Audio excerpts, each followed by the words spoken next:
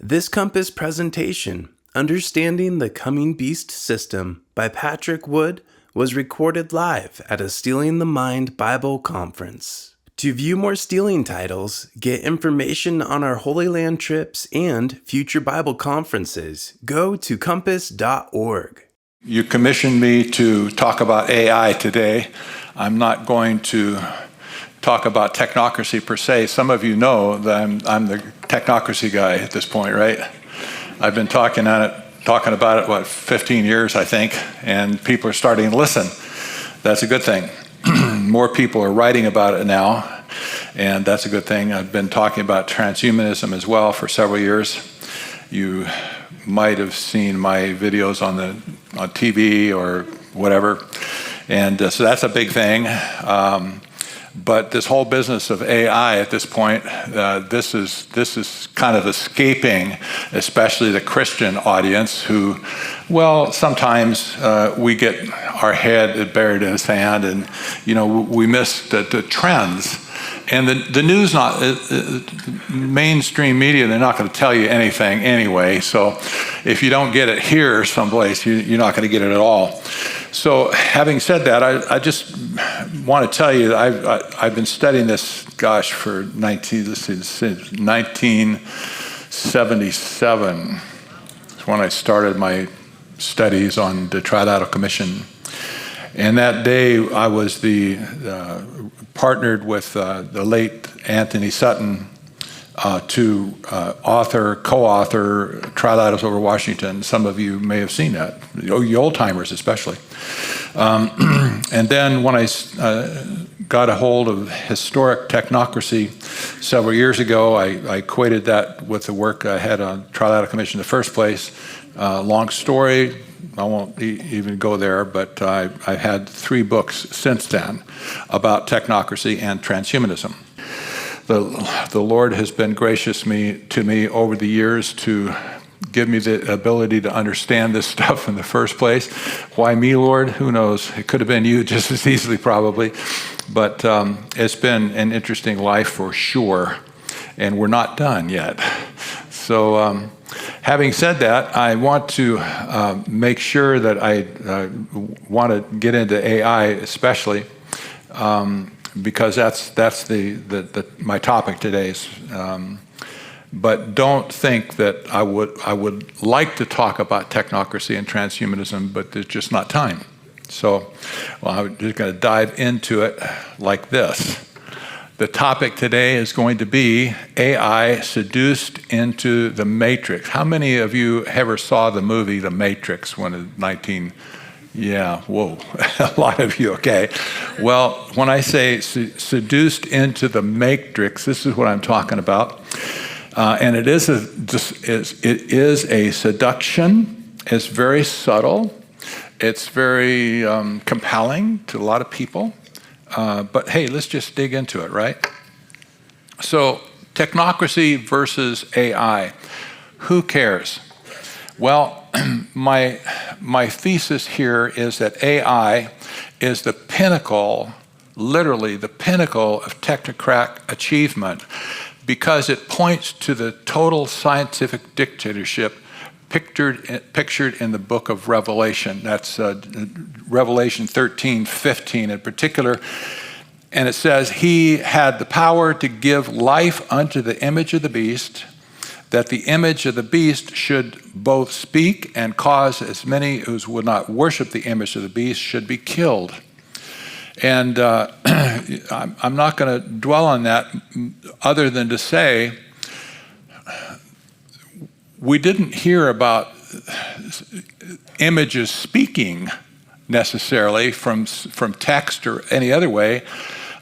Say 5 years ago, that was unheard of. And, you could look at a verse like this, well, what does it mean he's going to give life to the image of the beast? Well, we can see now that this is coming with AI, and you see people like deep fakes on the internet now, where people are saying stuff they didn't say, and it's their image speaking. It looks like them, but it's not them, and they're saying words that they would never say. And, this kind of hits home with where we're here right now. So when we talk about this beast system going forward, AI is going to be a major part of this beast system. So what is artificial intelligence? I'm going to probably have to do this more than once for you, but this is one of the authors of the first guy that came up with the concept of AI in 1955 said, it's the science and engineering of making intelligent machines.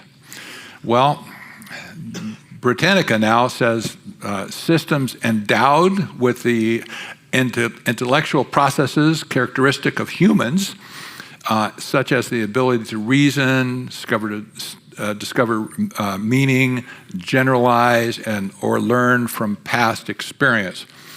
Well, yeah, here's the group that started in 1955.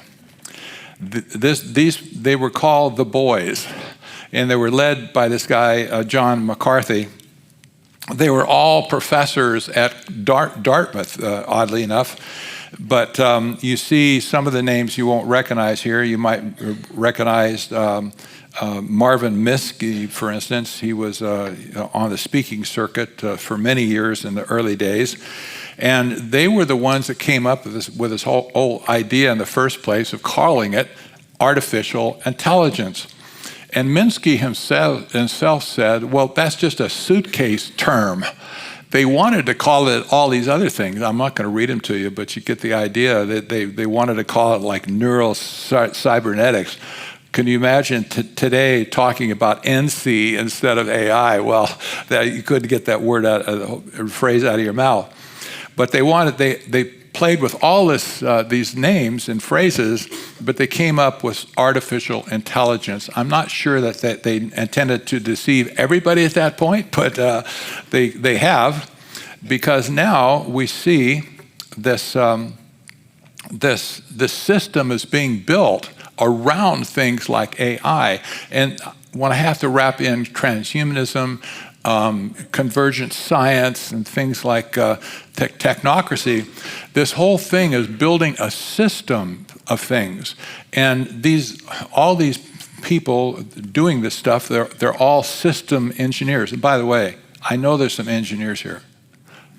I'm not talking about you, okay? So don't get in a fit. Most engineers and most scientists do not fall into this trap where they want to conquer the whole world, right? Take over the whole world. That's probably the vast majority of scientists and engineers. But there's a certain group of them who really think that they can take over everything. Well, here's a global scholar by the name of Dr. Parag Khanna. He's based out of Singapore. He's in love. He's loved by the global elite. He speaks to the World Economic Forum and all these United Nations meetings around the world. And he's been a prolific author, handsome, articulate. I consider him to be of a caliber of a Zbigniew Brzezinski back in the 70s, for instance. A brilliant guy. I don't like a thing he says, but nevertheless, he wrote one of his books. We're building this global society without a global leader. He's not a Christian, right? The global order is no longer something that can be dictated or controlled from the top down. Globalization is itself the order. This was a profound realization to me when he said this, because if they're not building this system without a global leader, who are they building it for? Well, we can surmise as Christians, well, it sounds to me like the Antichrist is going to be in charge of this system at some point, right? And he's going to use it for his own advantage to captivate the whole world. So let's talk about what artificial intelligence is not. It's an oxymoron. AI is not human intelligence. do you understand what I'm saying here? When God gave us the ability to reason, to think, and whatever, to commune with Him, all these things, there was no substitute in the universe for human intelligence. None of the animals have this kind of intelligence. And so when they talk about artificial intelligence, well, that's just flat out an oxymoron. So it's not human intelligence, whatever it is. It's not human sentience. And it'll never be conscious in that sense. It's going to fool a lot of people to think it's conscious, but it's not. AI is not human reasoning either, because even though it seems like it can come to a conclusion by reasoning, in fact, they even use that term, it has really no ability to do human reasoning. And of course, human intuition is absent altogether.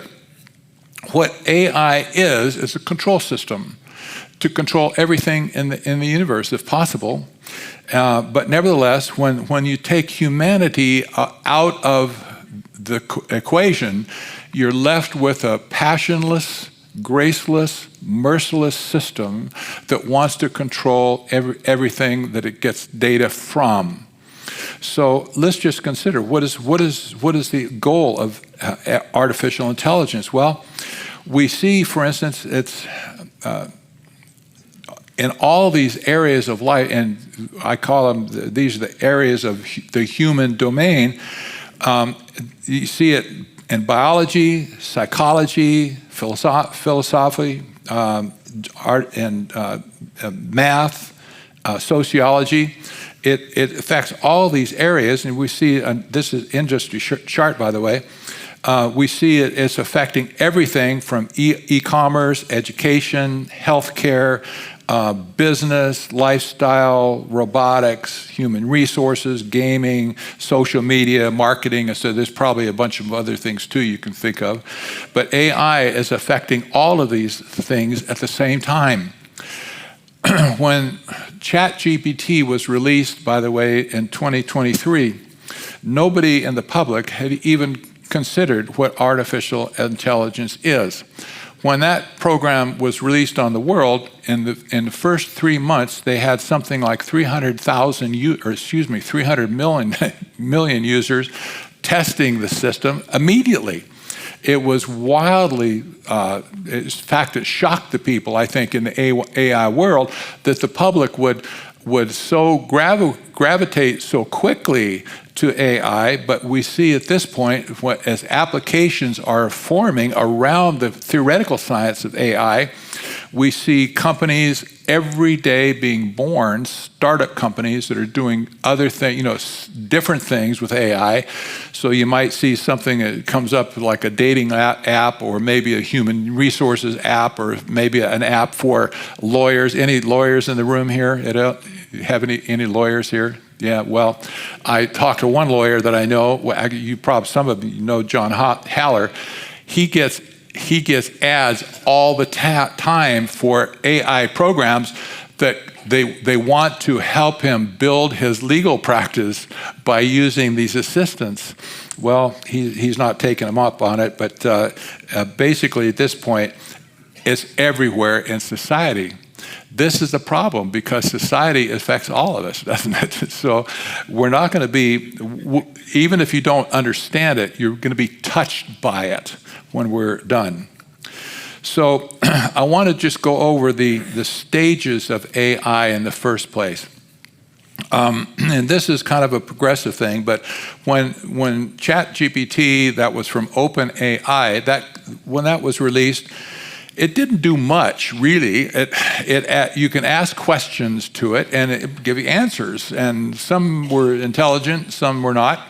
But you have to write a prompt in text, and then it would give you an answer. And that seems simple, but then all of a sudden it could create photos as well, and it could movies as well. And nevertheless, this business, the simple stuff that came out in 2023, Well, it gave everybody a chance to get used to it a little bit. Kind of cute. You have a little prompt on the screen and nothing else, just a little prompt. Type something right there, is what it says. And you ask it something and it gives you an answer. Well, then it progressed from there to what now is called agents.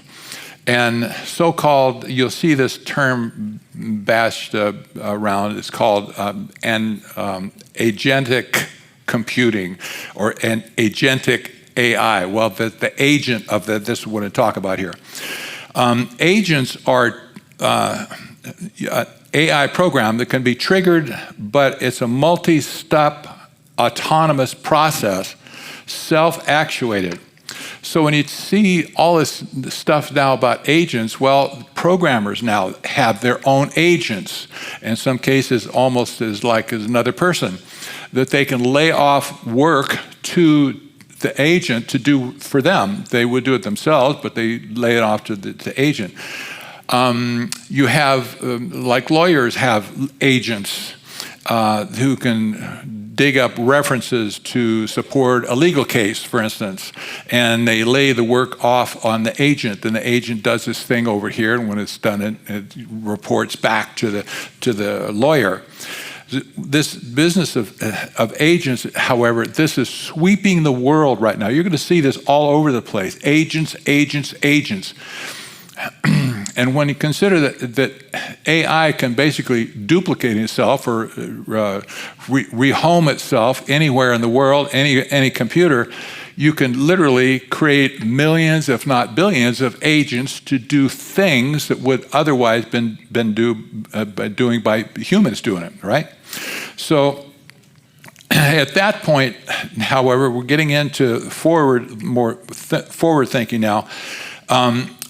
Where you have virtual assistants, and we see this especially when in the computer programming world, where one developer can sit here in his chair with a screen, doing a program or whatever he wants to do, what he's doing, the project is.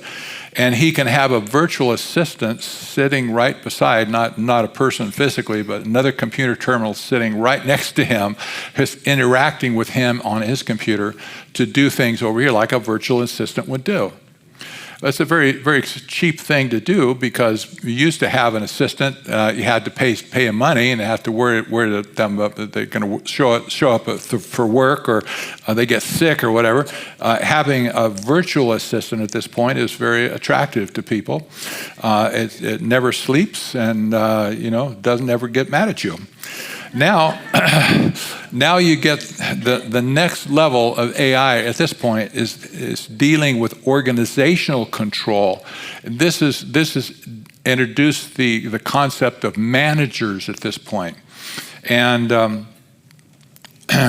managers would, for instance, would be capable of controlling entire groups, perhaps companies, maybe cities, digital twins. Well, we'll talk about much, but the idea of managers is that you can set it in a setting like here's an example. You have 1,000 people in your company, and you want to have a human resources department that's run by AI to manage all the people and their benefit package and their vacation time and all the forms that you have to submit and whatever. All this could literally be turned over to an AI program that have no humans at all. And the program, the manager, would basically do all the functions and maybe a team of 5 or 6 people did before. That's very attractive to a company who doesn't have to pay those people at that point that they would otherwise have to pay. So just keep in mind the progression here from chatbots to agents to assistants to managers. We're at this point now where managers are entering the workforce. And they're going to basically, they're be capable of replacing whole departments in some companies and in the government as well. You'll see this is going to slip in with all this business of Doge and whatever. They're slipping AI into the mix now. Forget the worrying about the waste and the inefficiency.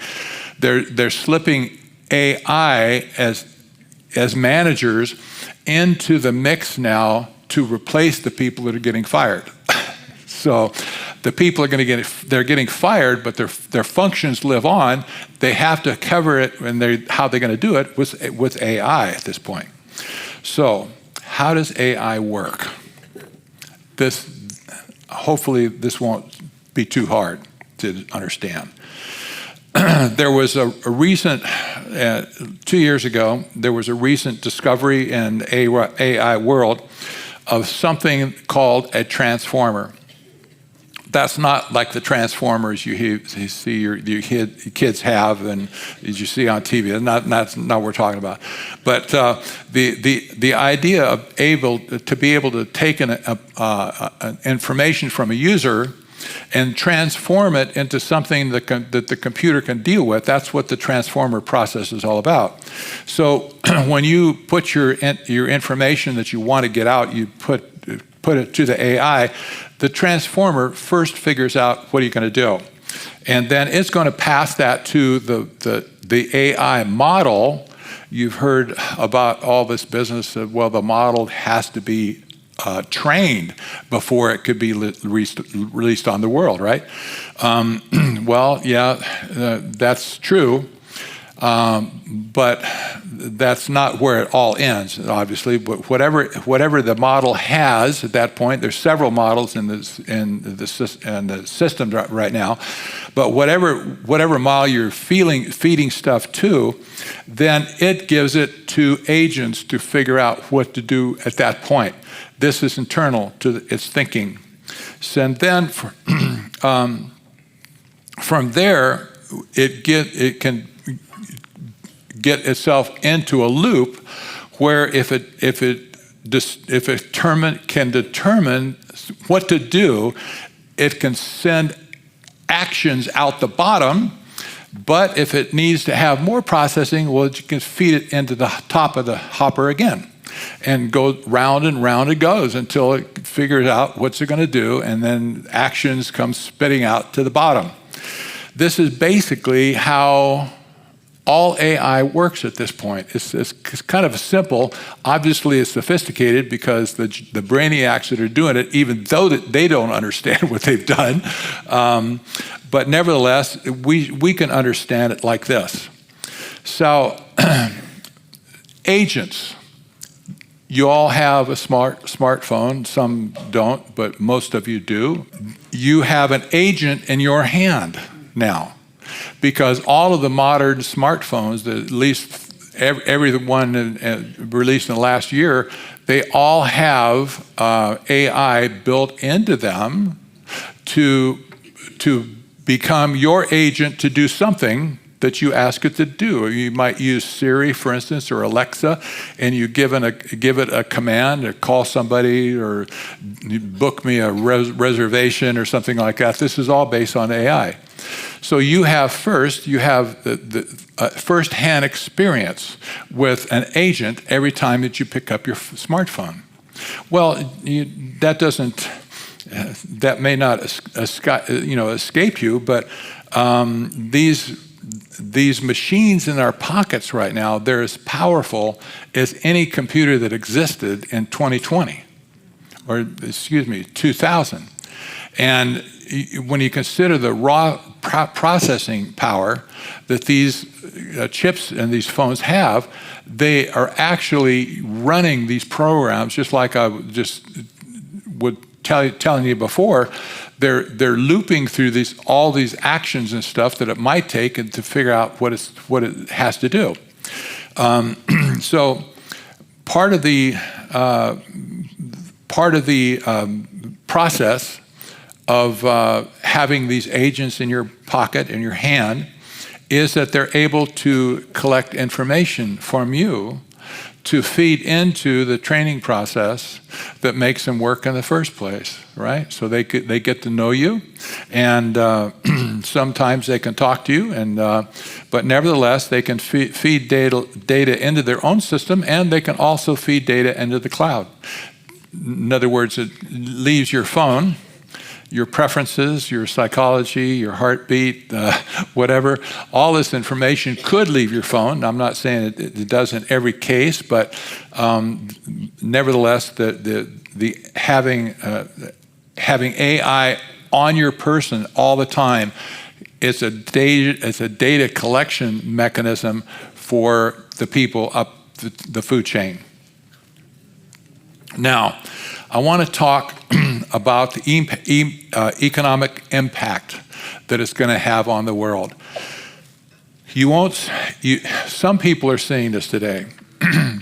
For instance, you see all the people are being laid off right now in the government. On one hand, we say, well, good riddance to them all, but nevertheless, these are real people who have real jobs, real families, et cetera.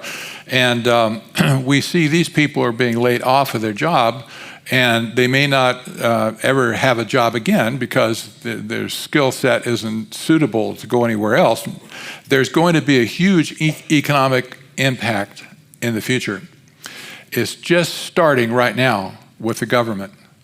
But some companies, you'll see anecdotally, you'll see people complaining, well, I got fired from my company because AI replaced me, or they got a robot to replace me on the assembly line or whatever. Nevertheless, there's going to be a huge economic impact on us. And some are predicting as much 40 to 60% loss of jobs globally. This is hard to conceive that we would have that level of unemployment. But at this point, however, the melding of the global market, job market, when I say melding, all of a sudden, we in America have to compete with all these people in India, maybe China, Philippines, Europe, whatever, where jobs are being melded together and there's no distinction hardly anymore what people work. And it really doesn't matter. Some companies have truly international teams working on a project, maybe all around the world, could be in Asia, Europe, whatever, Australia. And nevertheless, this is driving our labor market down, and others might be raised a little bit, but we're kind of on the top of the top of the food chain. It's going to affect our job market huge. Now, the people in AI themselves, they acknowledge that there's going to be a huge job loss. There'll be many people lose their job, and they effectively call them the unemployables. This is really crude, in my opinion. Not the unemployed. Yes, you're unemployed if you lose your job, but what they say, well, we're going to create a class of people they're the unemployables. They'll never have a job again because they can't have a job. They're so far out of the skill set that they can't have a job. And so what are you going to do with all these unemployables as a class?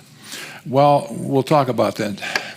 This is where universal basic income comes in. You've certainly seen this on the TV, the news along the way. UBI, this is a big thing right now. Everybody's talking about it. What are we going to do with unemployment or unemployable class because they can't? You don't want them to go off and just die. Maybe they do, but they can't do that. So they have to give them some type of a stipend just to survive. It's not going to be a very useful life for sure, because obviously men and women are made to work, not to sit on their laurels playing computer games all day long, right?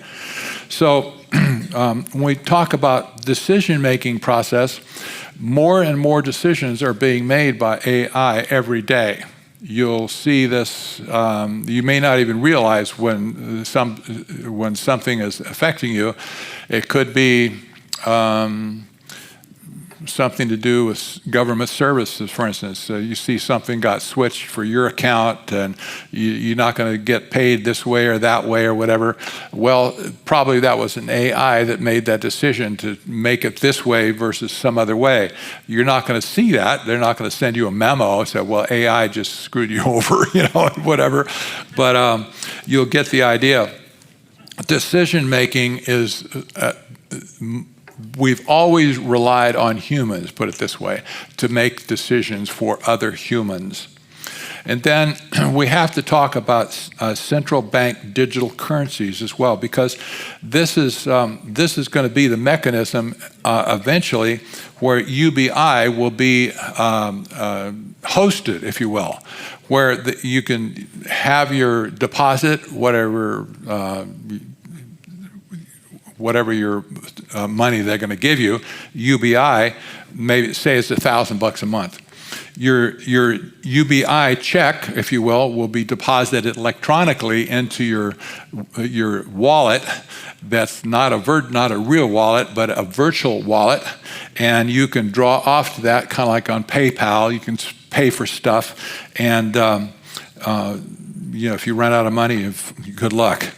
But we know the central bank digital currencies are coming somehow in the future, probably in the near future. But nevertheless, I want to show you this video. Now, this is, some of you might remember the Secretary of Labor, Robert Reich. He was a former member of the Trilateral Commission, interestingly. And here he is talking about universal basic income.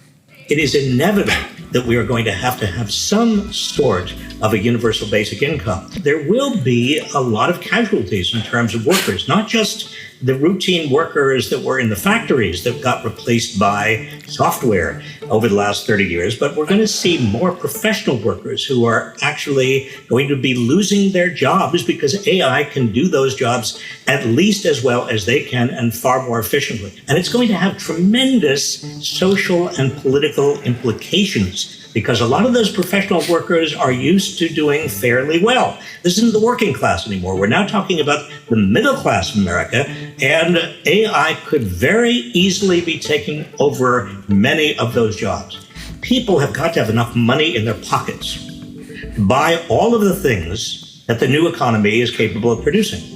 If you've got AI and all of these platforms, and you've got people who are basically no longer needed, huge numbers of people, then how do you get money in their pockets to buy everything the economy is capable of producing? You simply can't have an economy under those circumstances. We need workers, we need consumers, we need investors.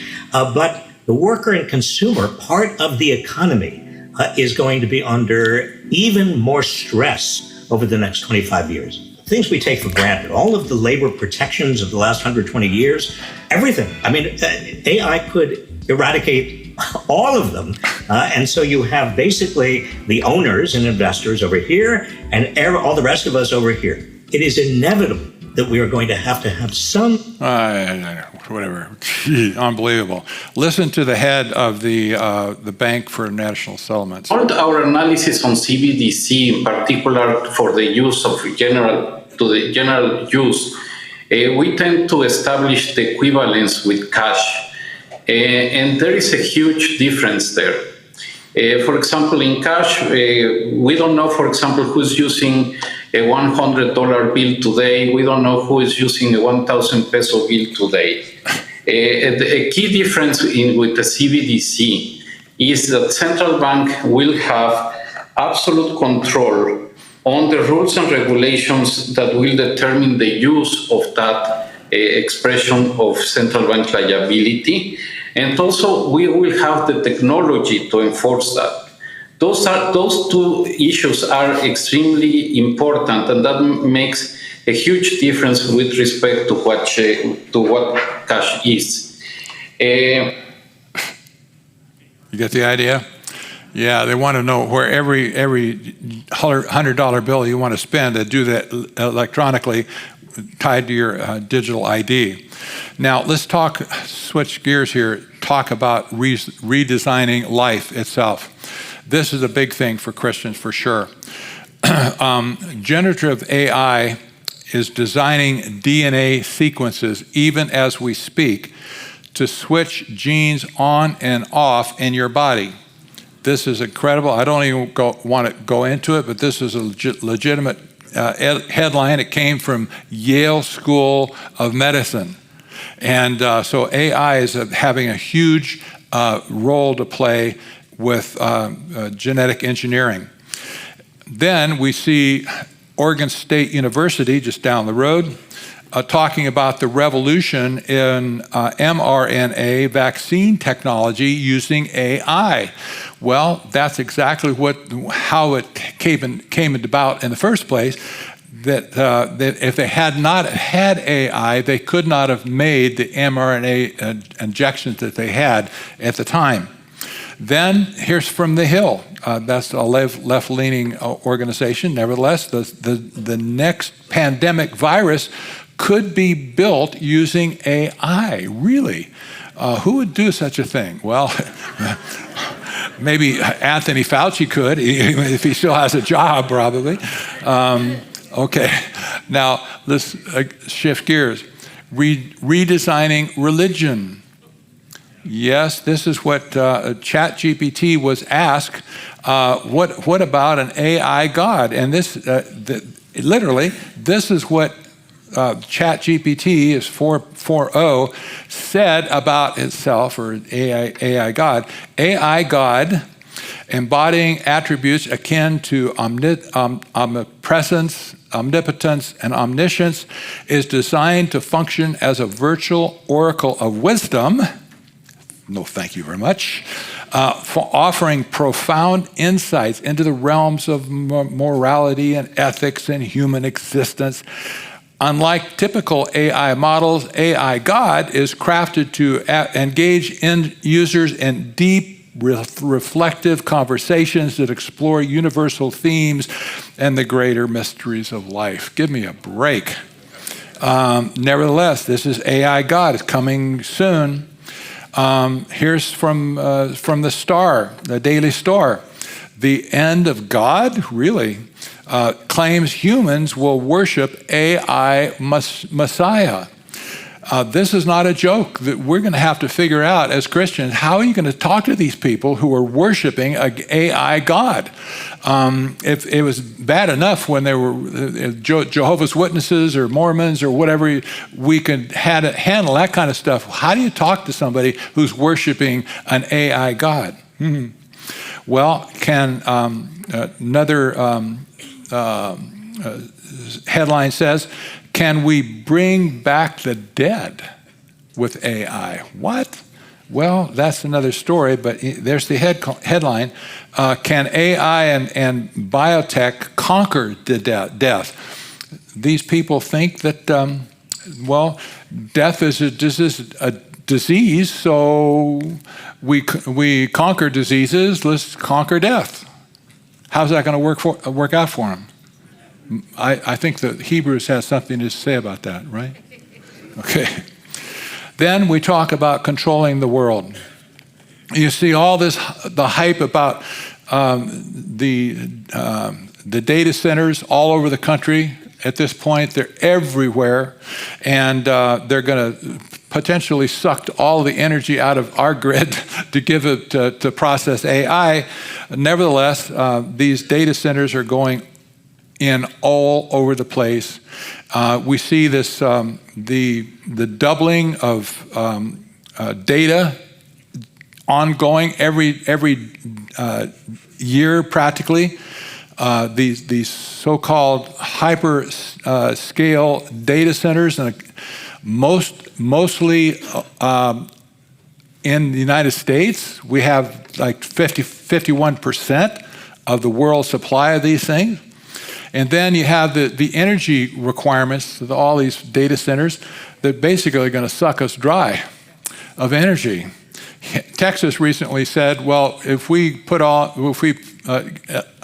permit all these data centers that we're going to come in here, we'd have to have 30 nuclear reactors built by 2030.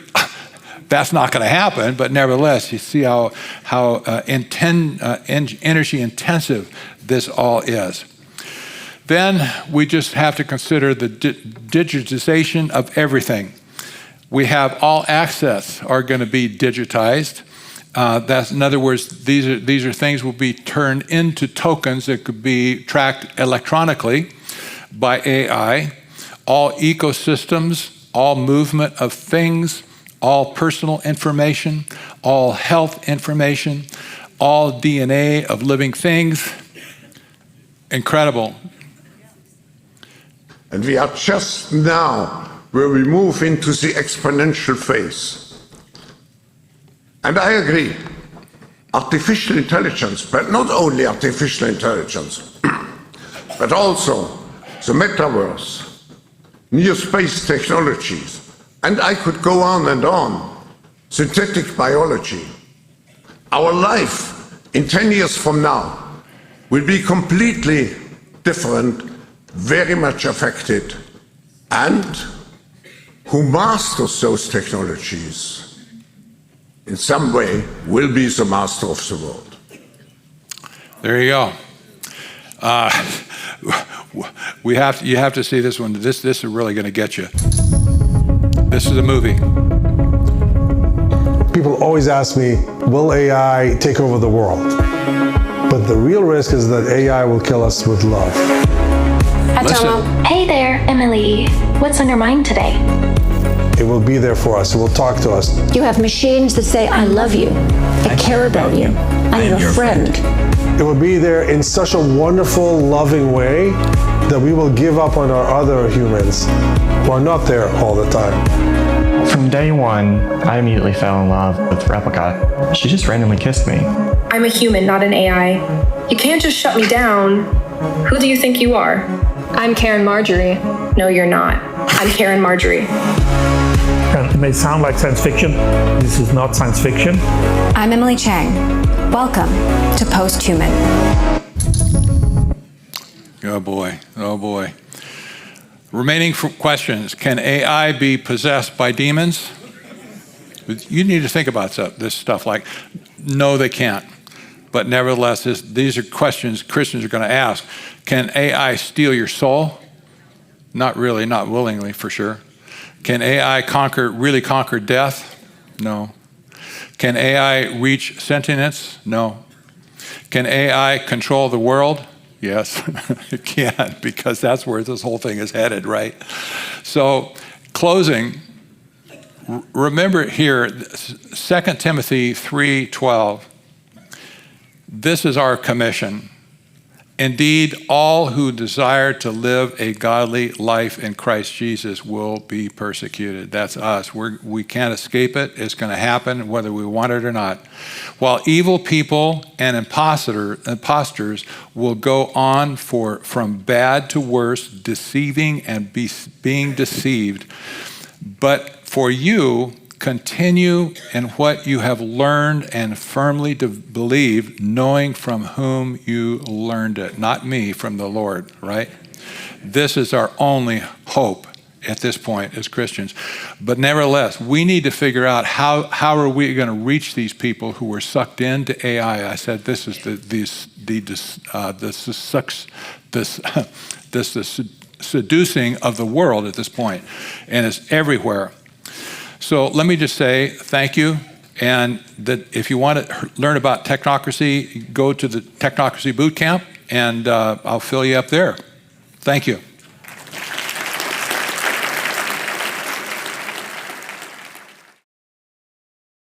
You've been watching Understanding the Coming Beast System by Patrick Wood.